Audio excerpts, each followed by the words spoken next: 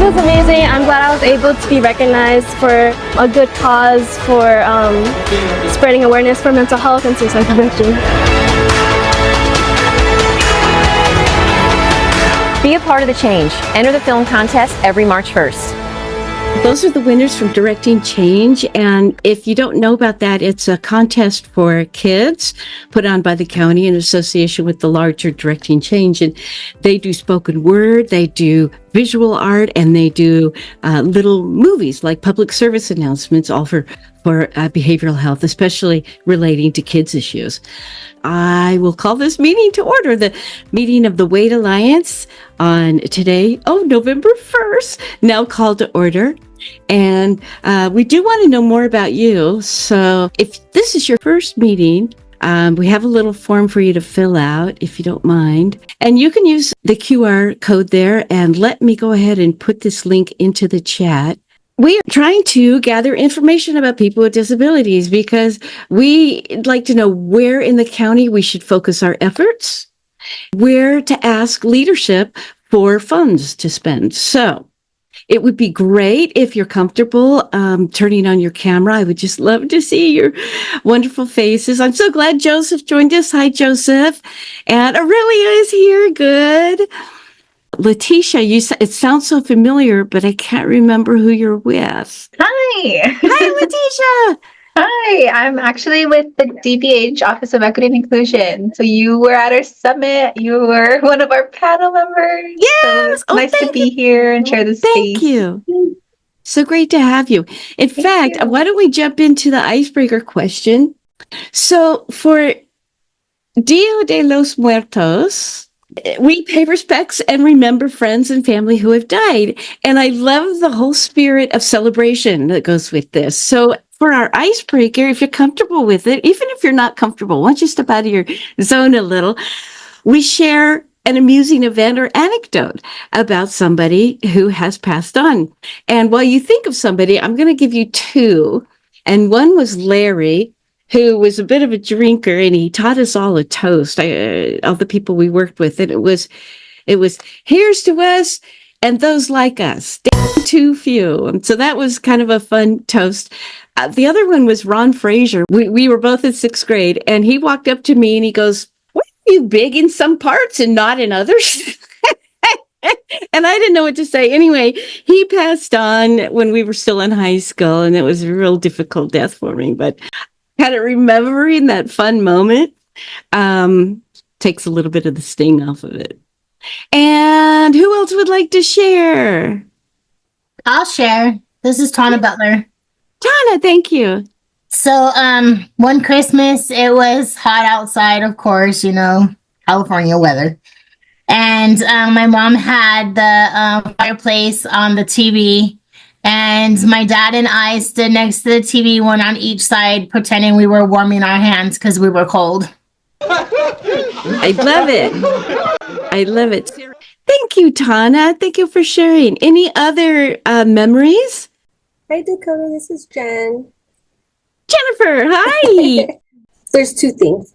I was 10 years old when I lost my dad, but something that I cherish to this day and I carry on for him is we were very into church when I was younger, and my dad would always go on Fridays and Saturdays to help my grandmother get the church ready and to clean up. And I would always be the first one he would wake up to see if I would want to go with him. And of course, if you go early with a parent, you get food and all the good stuff. So he knew I would always be the one to want to get up and go with him. Plus, I got to see my cousin, who I'm about a year older than her. So it was just always fun to be able to spend that time with my dad and to play with my cousin. And another one is he's the reason why I'm a huge football fan. I grew up watching him, loving the sport and just being involved in watching the 49ers play. That was like his favorite team. Sadly, I don't like the 49ers. I have my own team that I just picked up. But since a little kid, I've always just carried that on. And till this day, I don't miss a football game. And so those are two of my favorite memories of having with my dad as a child. That's sweet. And- What a sweet memory.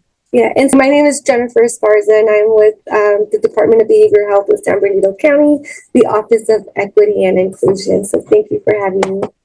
Thank you so much. And thank you for introducing yourself. If you do share today, a quick introduction would be nice also. The chat is open if somebody wants to put their name and who they work with in the chat. Aurelia is going to write down, she says, we just lost Dad this year in March, and he was in a band. Oh, self-taught musician. And we enjoy his music together as a family. Oh, that is so special. And my dad he would always hook up his amplifier and guitar and play country songs in the living room. Oh, thank you so much, Aurelia. I just hadn't thought of that for a long time. I can share next. I would love that. Yay. Thank you. Yeah, so my name is Leticia Manzano. I'm from the San Bernardino County Department of Behavioral Health, also with Jen, within the Office of Equity and Inclusion. Yeah, and I really like this icebreaker. I think it's something that has been really emphasized for me this week. I had an activity with my college where I go to school, and we worked on creating an altar for our departed loved ones. And I think it just continues to build on that, really celebrating who they are and honoring what they did for our family. So this is the first year I'm going to be honoring my uncle that passed last year. A bittersweet feeling. I still get emotional about it because he was just such a special person to me, to my dad. He was also the youngest, so I related with him in that aspect. And I just remember seeing him always being so kind and so patient, so soft-spoken, and, kind of like the epitome of just a good man, a good person, a good son, a good uncle, friend. So just being able to honor him today and tomorrow and this week is going to be very special to me. So thank you for asking this question. Wonderful. Thank you so much for sharing that part of yourself, Leticia. All right, who else wants to share? De los Muertos. Yeah, so my name is Alyssa Nieto. I am the outreach coordinator with United Cerebral Palsy of the Inland Empire. And one way that I honor my grandma who passed in 2021, which is really hard for me because she was the one who raised me. She was practically my mom. But I honor her through music. A big part of my music taste came from her. She was a big Fleetwood Mac fan, and so I remember when she was teaching me how to drive and I had first got my car, and I just remember, playing Fleetwood Mac in the car while she would be teaching me, and music is one way that I keep her kind of alive within me. That is so special. We haven't had a grandma yet in this conversation. Thank you so much, Alyssa. That's sweet. Joseph, hey. Okay. My grandmother, her name is Myrtle Murphy. Her and my Big Daddy, which both have passed away, we would call them Big Mama and Big Daddy, but they were like our oldest, the ones that are matriarchs, however you say it. And she got diabetes and she lost both of her legs and lost her eyesight and lost all her teeth and all of these things that happened. But one thing about her is she loved crushed ice. So she would be eating ice without any teeth. And if you can imagine. And I was a kid, so, it was kind of crazy to me. Like, my grandmother is eating ice without teeth, and her and my Big Daddy had a specialty. Every holiday and birthdays and things that would come up, they would make these caramel cakes. And she was able to measure everything, all the flour, sugar, and everything, and make a caramel cake while she was blind. A very talented individual. I didn't know you could gum ice, but I guess, if you still got your jaw, you can do that. Oh, Joseph, thank you for the giggles. That's wonderful. I do want to do a quick introduction. Dakota Brown, I identify as she, her, they. I identify as disabled. I have a mental illness. I have a hearing disability. And here in this group, we're reaching out to the underserved population of people with disabilities, both visible and invisible, to make sure they're getting trusted, trauma-informed behavioral health support and learning what we can do to empower and uplift this community.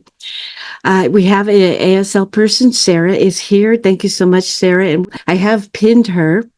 If you want to receive regular invitations to this meeting, please, please, please shoot me your email and I'll make sure you get on the regular list if you're not already.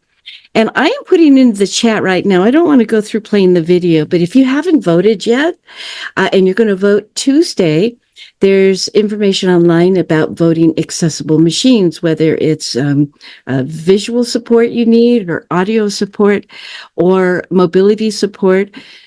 The voting center PDF that I put in there is the voting centers, which is, they used to be called polling places. Now they're voting centers, I think, because everybody is receiving mail-in ballots. And if you still want to get that election vibe, I'm thinking about doing this, you can go down to the voting center and drop off your filled out absentee ballot. Our land acknowledgement, just for the purposes of time, I'm just going to jump through this for a change. Riverside University Health System Behavioral Health acknowledges the traditional, ancestral, and contemporary homelands of the indigenous peoples of Southern California whose land it occupies.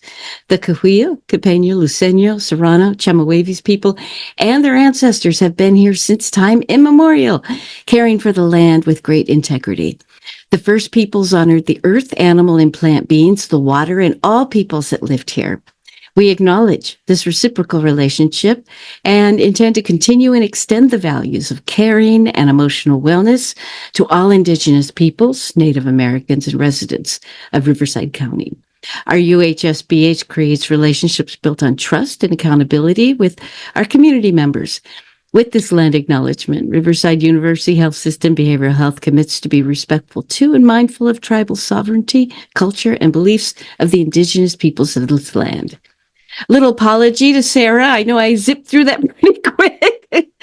You're going to have to rest your hands for a minute. And on this note, I want to mention, if you hadn't heard yet, about 2 weeks ago, Governor Newsom announced that California is expanding access to culturally based substance use disorder treatment services. So what this means is that Native Americans can use their drumming ceremonies, their songs, their traditional dance, and herbal remedies, rituals, and this can all be billed to Medi-Cal. So this is really exciting. Native Americans are disproportionately affected by opioids, higher overdose death rates, and California has the largest Native American population in the country.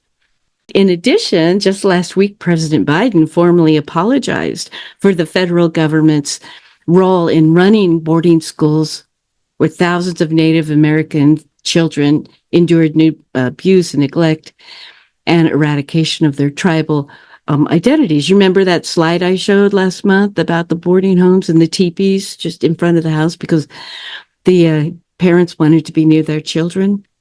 So along with that apology, the Federal Indian Boarding School Initiative Investigative Report, Volume 2 is now out. You can read Volume 1 and Volume 2, and there has been a lot of stuff that's come to light. At least 973 Indigenous children died while attending these boarding schools. There's at least 74 marked and unmarked burial sites at 65 different school sites, and over 500 confirmed student deaths across 19 institutions. So the first report I'm going to put into the chat is Volume 1, which came out in 2022. And then Volume 2 just came out this July, a couple months ago. And that is the more recent one.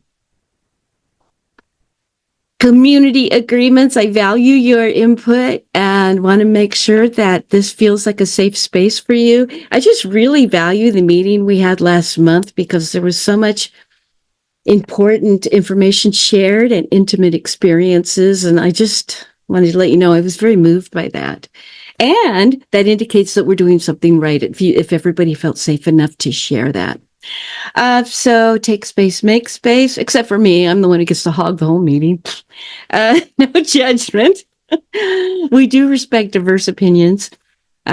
Take care of your needs. If you need to step back, just take care of yourself. If you need to do a BYB, be right back in the chat. That's always nice. But if you can, if you feel yourself being anxious or triggered over some of the material that we might talk about, self-care comes first for you. And we do want to be accessible. So we'd love to hear what your accessibility needs are.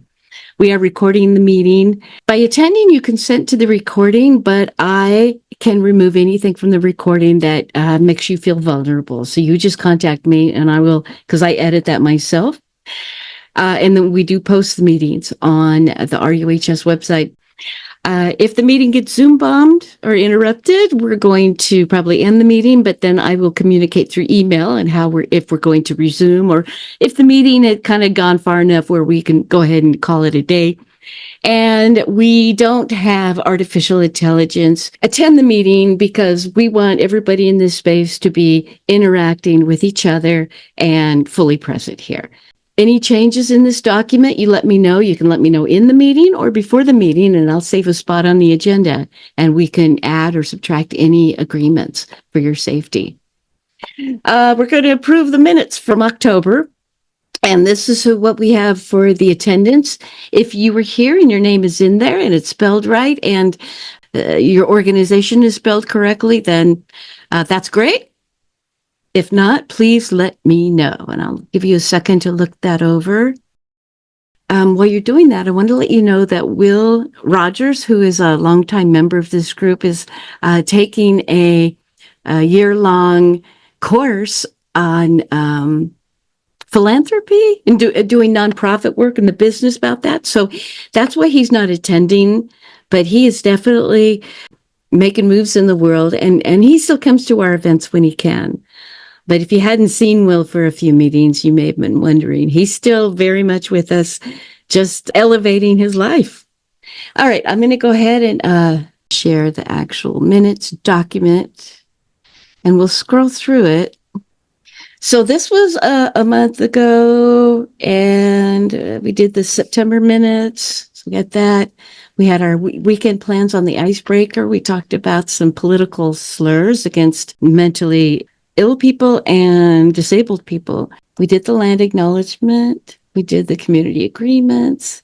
Played that video by Ronnie Patrick, a disability rights activist, talking about her debilitating psoriasis and arthritis. And that led us into a discussion about our own accessibility needs and how sometimes it's hard to ask for those. Sometimes people don't understand when we explain our disability needs. Peter was kind enough to share with us some occupational therapist tips on how to move around without hurting yourself, how to use mobility equipment. And this body voted to approve $1,500 for this month's Living Desert International Day of People with Disabilities event. It's coming up on the 23rd, and we'll talk about that in just a bit. Oh, and Joseph Page gave us some links so we could learn more about him and the work he does. We talked about the Spectacular, which we'll do some highlights there. And then we decided this meeting today was going to be on Zoom, and it was adjourned. So are there any changes to these minutes? Any updates, any revisions? Then I'll need somebody to move that we approve the minutes, and a second. Tana Butler here. I approve. All right, we got a motion from Tana to approve the minutes. Is there a second? Joseph Page, second. Thank you so much, Joseph. Wow, we're just plowing through this. I think we'll move past the agency spotlight and jump to a chance for us to center. Tana Butler, I'm going to turn it over to you while we do a little 3-minute meditation, Tana. Hello, everyone. Good afternoon. So we're going to start with meditation with closing your eyes, or you could keep your eyes open, and we're going to do some breathing exercises. We're going to breathe in for 3 seconds and breathe out for 3 seconds. And when you breathe in for those 3 seconds, hold it for 3 seconds. then breathe out for 3 seconds and hold it for 3 seconds.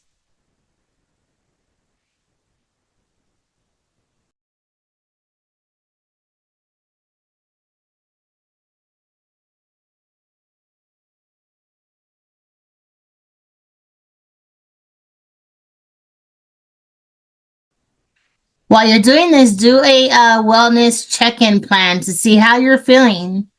How are you feeling before you did this breathing exercise to how you're feeling after you did it?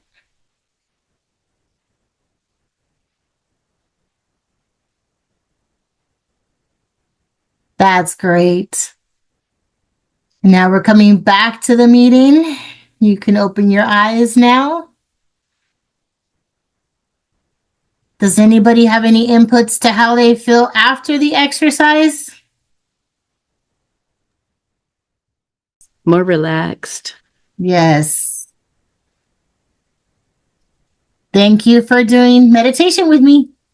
We needed more time. We should have did that a little bit longer. I was just getting into it. It went very quick, didn't it? Oh, Jennifer says she feels good and relaxed. You know what? This is a demonstration that sometimes it only takes 30 seconds to center. Oh, and Jennifer says, thank you, Tana. You're welcome. Yeah. Next time Dakota has to give us like a time limit. We'll put a timer on there for you. Yes. Nancy says she feels grounded. Yes. Oh, Letitia, really, she says, I needed this. Thank you. You're welcome.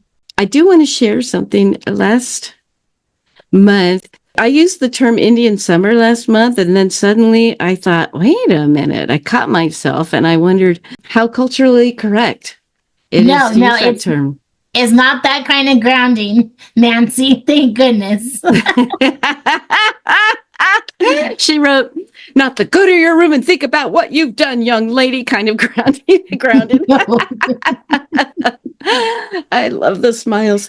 So instead of saying that, we can say second summer. And it's interesting. The Meteorological Society has used this term for years because climate change makes it unseasonably warm later in the year.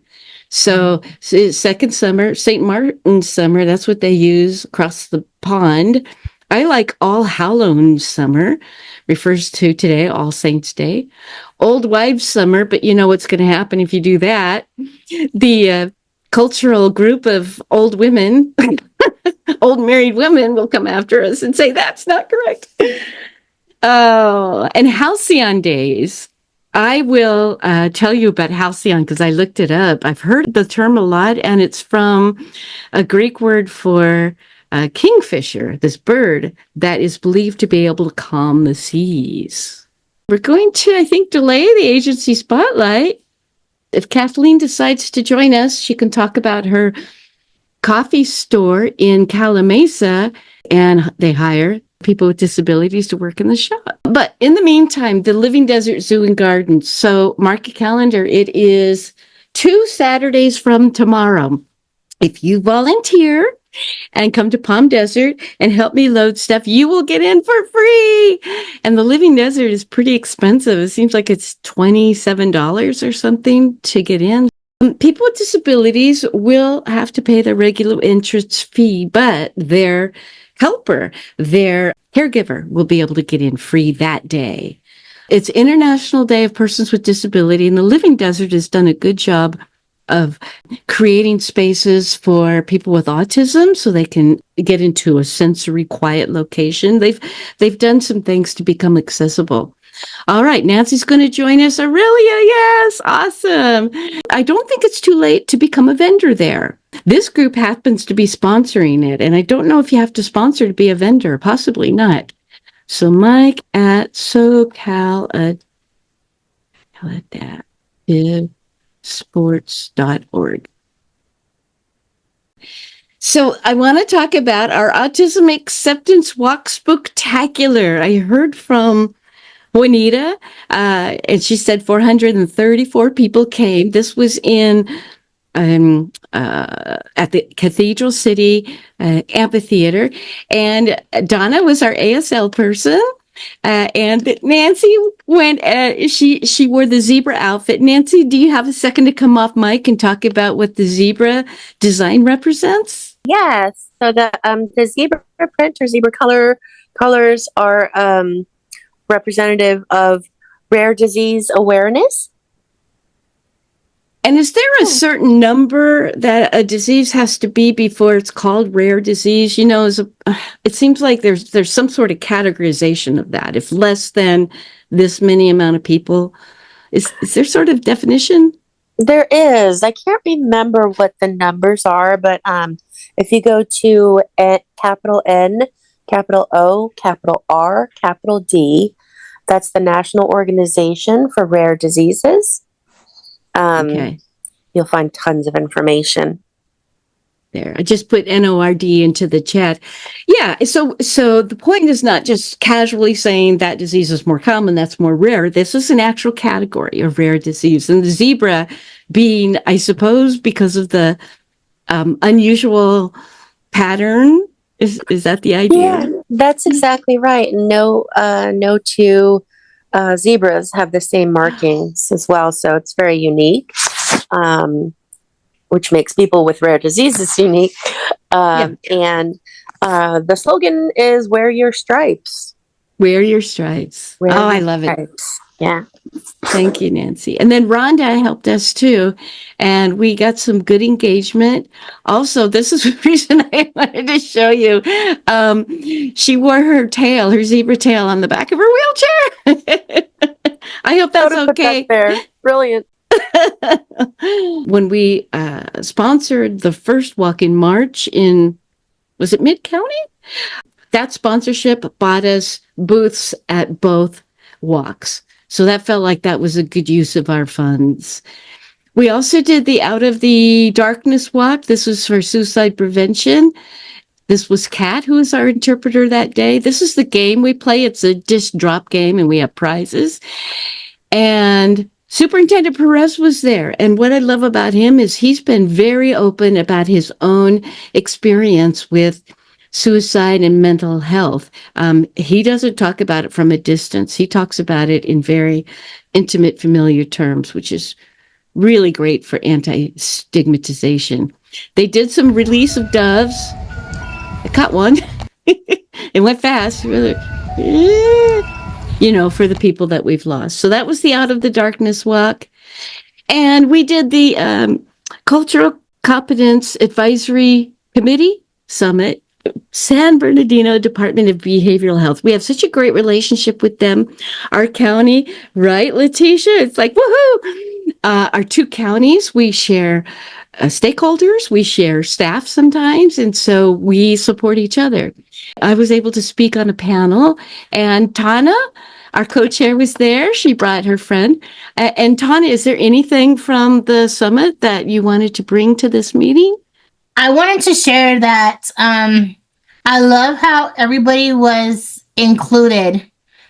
Nobody was excluded. Like, if your differences showed of your disability, it was still accepted. The people that worked the event, Jennifer is one of them.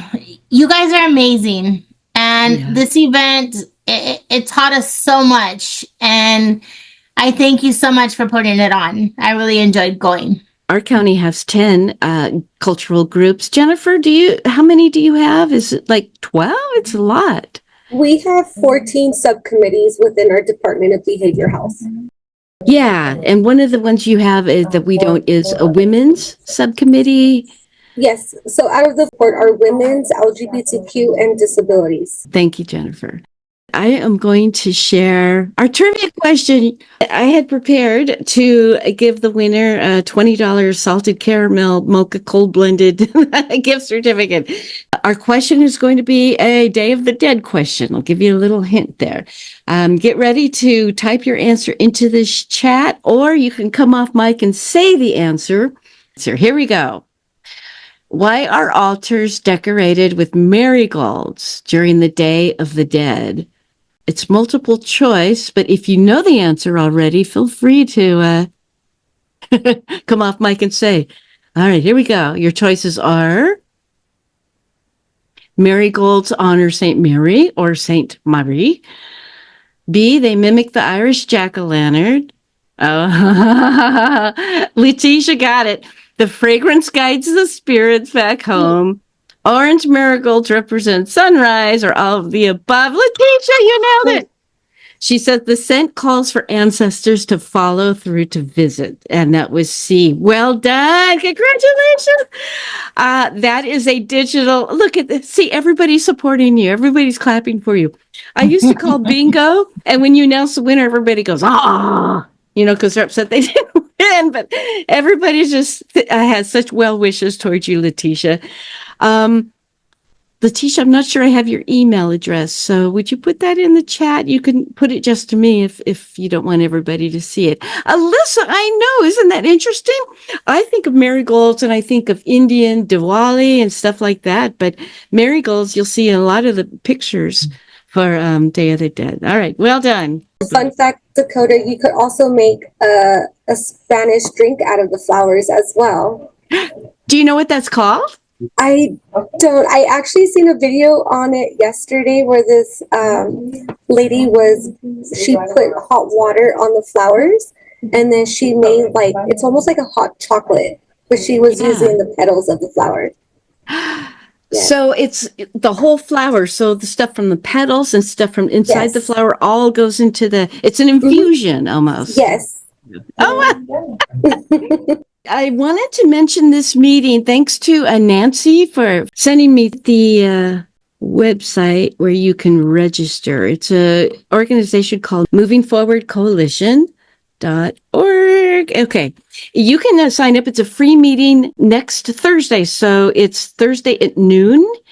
And here's the thing. Often in nursing homes, we're talking about people with disabilities and seniors. This is specifically on mental and behavioral health care in nursing homes. And this is a whole untapped market, I guess, for Riverside County mental health. These folks need support. There's a lot of them. Over the past 15 years, serious mental illness diagnosis among nursing home residents have grown by nearly 80%, 80. And a lot of these nursing homes don't have expertise in mental and behavioral care. So the Moving Forward Coalition is hosting this discussion. And we'll talk about Pride. Now, Jennifer, is your group going to be at Palm Springs Pride tomorrow? Not our subcommittee, but I'm pretty sure some of our committee members will be there. It started last night. Pride is going to go through the weekend and we'll be there. Wade is going to be out there tomorrow, Saturday.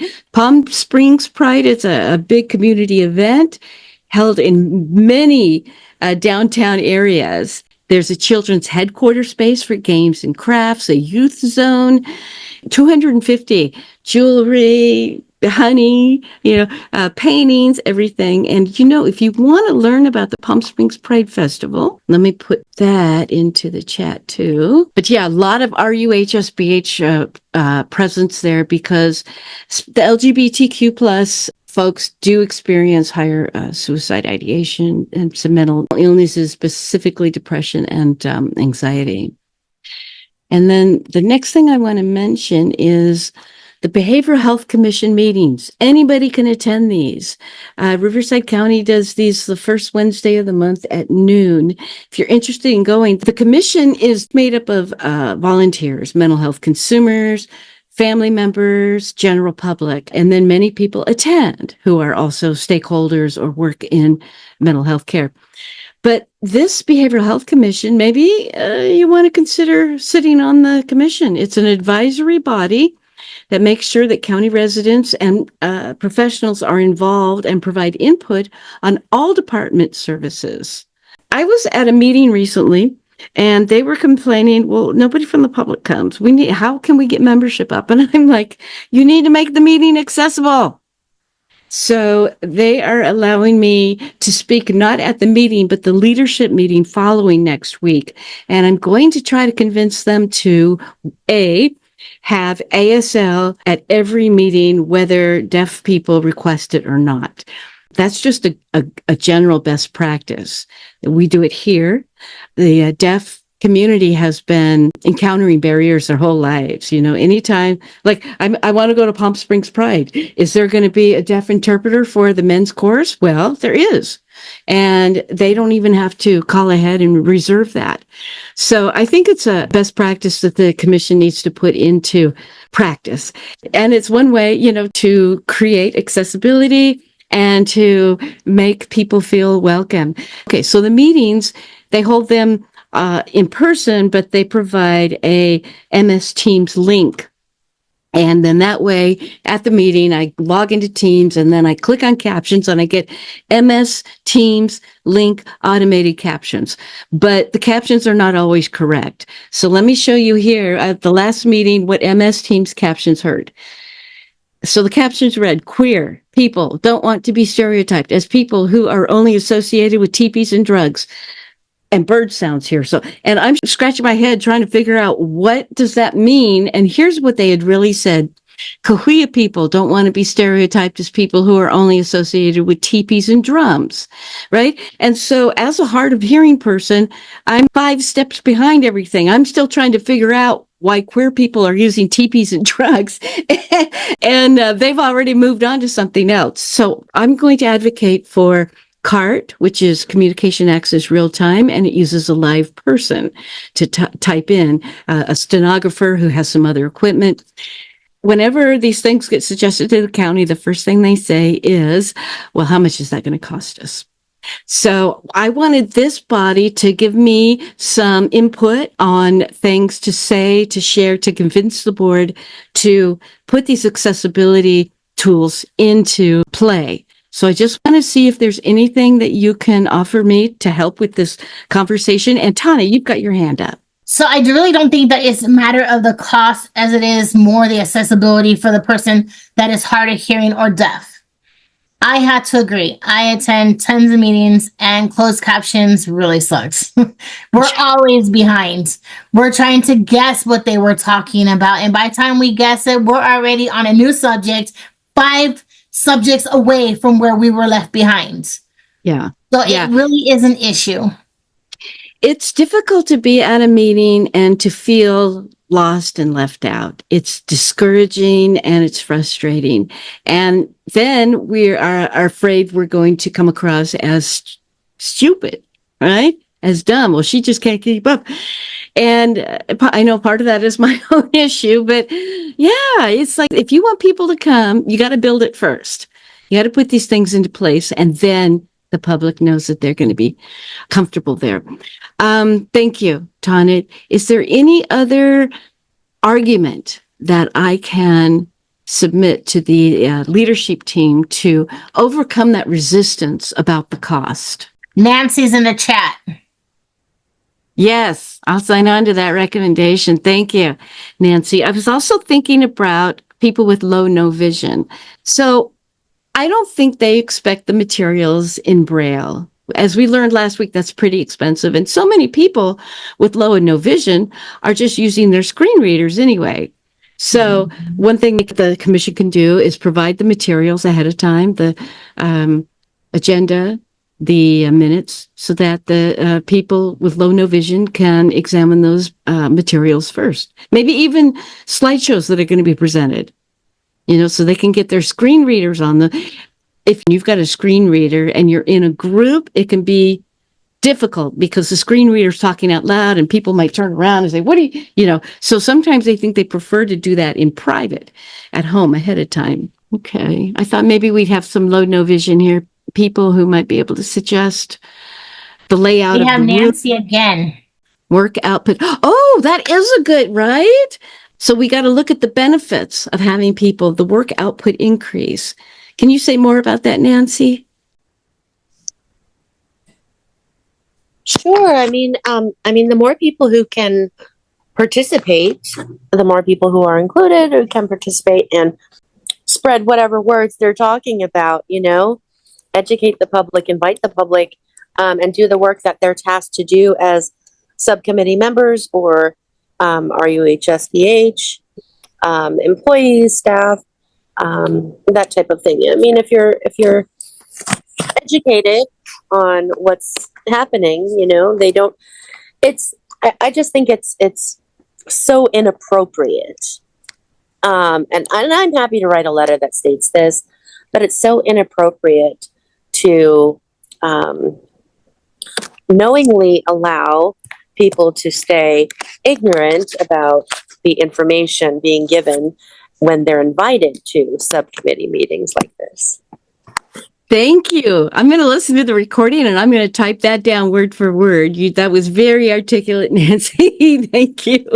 And it's on two levels. Not only are you getting more people to the meeting, spreading the word out, but the people who are there are able to keep up with the meeting, are able to fully process the material that's being given because we've got the captions or they're fully understanding via the ASL interpreter. Nancy, thank you. Such a blessing. I had went to the county and I did a speech about closed captions and having interpreters. Because every time I would get on the Zoom, it was like there was no closed captions and I wasn't being able to have the accessibility I needed to be a part of the Zoom. So then I would log out and then I would get an email like, was there a problem? Yeah, it wasn't accessible. Yeah. And I couldn't follow. And I'm not going to read everybody's lips through this whole Zoom. Right. And same thing with in-person meetings with the interpreters. We weren't given those either at first. And now it's all starting to come together. This needs to happen because we're in 2024 and deafness and hard of hearing and low vision people, we're not going anywhere. We're going to stay this way. So it needs to be passed and it just needs to be pushed forward so we can be included. All right. Thank you. Thank you, Tana. I'm always open to ideas. This is going to be next Wednesday. So if you have an argument you suggest to me, shoot me an email or call me and I will pass the word on. And then I can be speaking not just for myself, but for our entire subcommittee as what is our job? To empower and to support people with disabilities.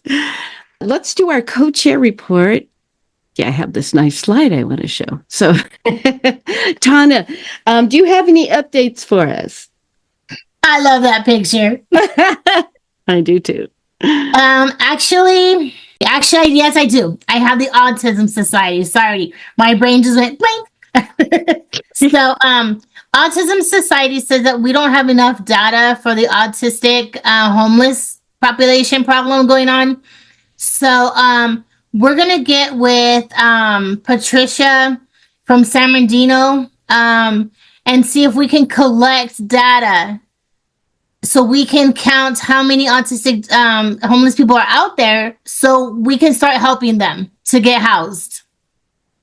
And this is all out of a question that Nancy asked a couple meetings ago. We know that there's a higher prevalence of disability among unhoused people, so I assume that there are more people who identify as autistic out there in the elements. We're getting to wrap up. Next month in December, we're meeting on December 6th, and I would like us to meet in person.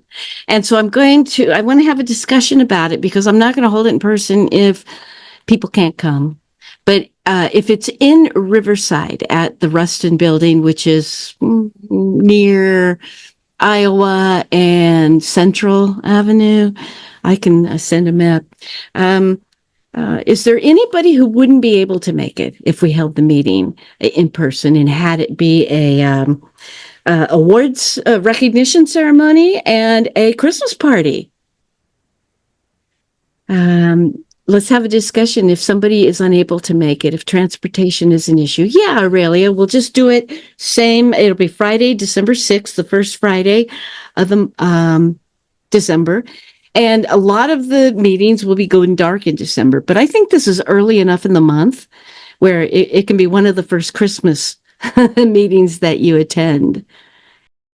Any other discussion about holding the meeting in person in December?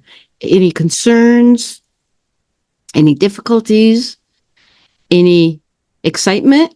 We won't do Secret Santa. You don't have to get Alyssa. So it would be at Ruston, which is 2085 Ruston Avenue in Riverside. So I launched the poll. It's on your screen. Go ahead and make your vote. We'll continue to have the conversation. If this is going to be difficult for you, or if you are resistant to this, let me know, because I don't want to purposefully leave anybody out. I want this to continue to be accessible. But we've never met in person. I mean, I've met a lot of you in person, but we've never been together as a group. We haven't done our group hug. But I'll have food. A potluck. Yeah, we could do it as a potluck. I kind of want to treat you all, though. Oh, can we do both? Have it be a potluck and we provide food also? I'll tell you what. We'll do this. Okay. Tell me if this sounds good. We'll provide regular food, and if anybody wants to bring a Christmas dessert, Like a snack. Okay, a snack. There's no requirement, but okay. Jennifer's got a thumbs up on that. All right. We got Tana thumbs up. Okay, good. Thank you, Aurelia. Yeah, that is a good idea. So it's going to be, we provide the food, but we are open to potluck treats too. You know what? You can never have too much food. But let me end the poll in 5 seconds. 4, 3, 2, 1. Yes, 70% of us want to meet in person. Yay! We got a holiday party. It's going to be on a Friday. What's kind of nice is half the staff is going to be gone from Ruston because half the people take Fridays off. So we'll have the run of the building, I suppose. And then one more announcement before we do our roundtable, and that is, turn your clocks back. Tomorrow night, it's best if you do it before bed. You know what? I haven't confirmed that. Is that true? Daylight saving times is in. We're going back to standard time. And with that, what else? Am I forgetting anything, Tana, before we? Looks like you covered everything. Okay, roundtable. So whose organization has something coming up they want to talk about? Mention?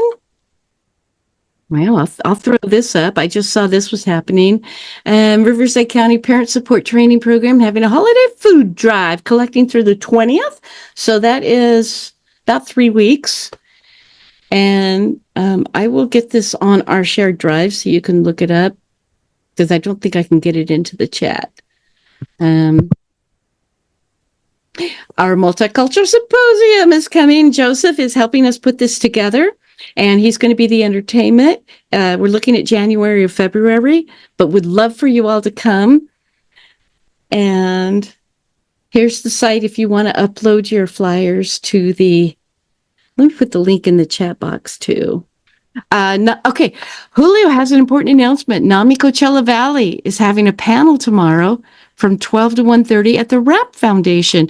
Julio, are you able to come off mic to talk? Yeah, thank you. Go ahead. Yeah, so it's gonna be tomorrow at the RAP Foundation. It's located in Palm Desert. The streets is Cook. The cross street is Cook and Hopley. So it's gonna be tomorrow from 12 to 1:30. There's gonna be refreshments. I'll be putting my email in case anyone wants to RSVP. It's just to have a head count just for the food. It will be hybrid, so it'll be in Zoom and in person. And it's just a small panel. I'll be one of the speakers. Somebody else will be another speaker.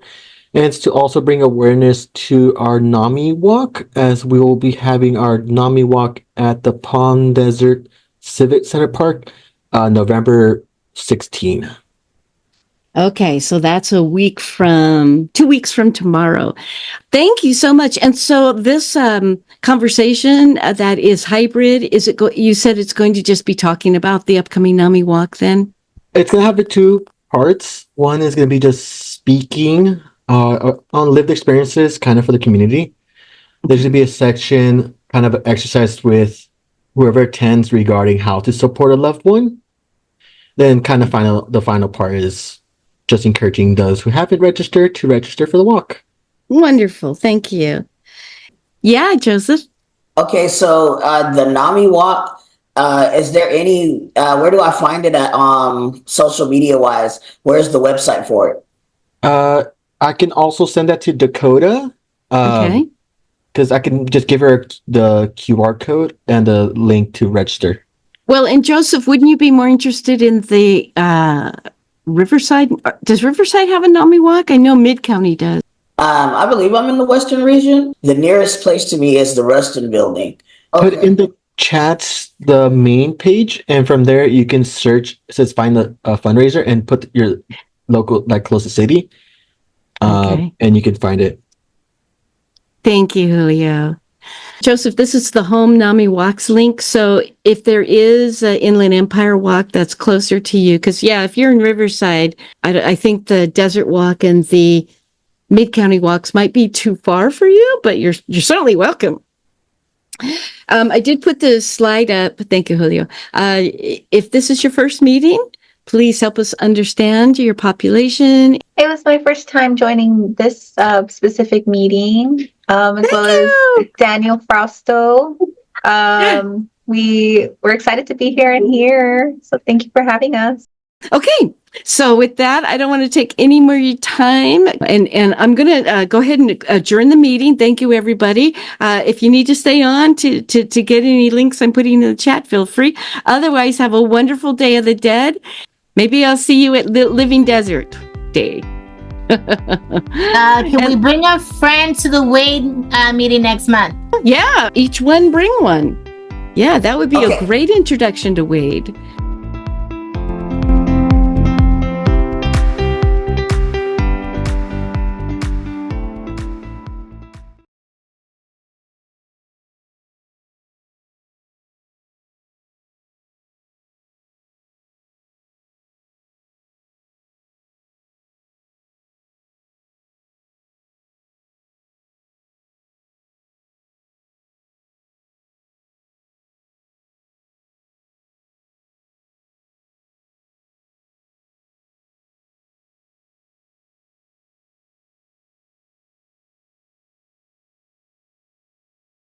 Membership.